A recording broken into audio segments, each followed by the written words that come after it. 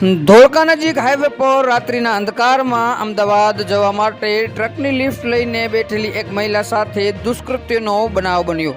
ડ્રાઈવરે બાળકને ટ્રકમાંથી ફેંકતા તેમનું પણ મોત થઈ ગયું। રાજસ્થાનની ડ્રાઈવરે રોડ પર અંતરિયાળ માર્ગ ઉપર જઈ દુષ્કર્મ આચર્યું। આટલું જ નહીં, આરોપી શખ્સે મહિલા સાથે રહેલા 1.5 વર્ષના બાળકનો છૂટો ઘા કર્યો હતો, જેના કારણે રોડ પર આવતા વાહનમાં બાળક કચડાઈ જતા બાળકનું કમકમાટી ભર્યું મોત થયું।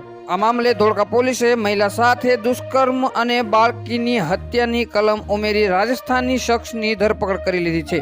સમગ્ર ઘટનાની વાત કરીએ તો અમદાવાદના ચંદ્રોડા તળાવ આસપાસ વિસ્તારમાં રહેતી 30 વર્ષીય મહિલા ધોળકાના ગાય સર્કલ નજીક પરત ઘરે જવા માટે રોડ પર ઊભી હતી। તે દરમિયાન મહિલાએ ટ્રકમાં લિફ્ટ માંગી હતી। જો કે ટ્રકનો ડ્રાઈવરે મહિલાની એકલતાનો લાભ લઈને અંધકારમાં ટ્રક બીજી તરફ લઈ જઈને કેબિન બંધ કરીને મહિલા પર દુષ્કર્મ આચર્યું હતું। દુષ્કર્મ પીડિતાની ફરિયાદ મુજબ આરોપીએ ફરિયાદ કરવા બદલ મારી નાખવાની ધમકી પણ આપી હતી।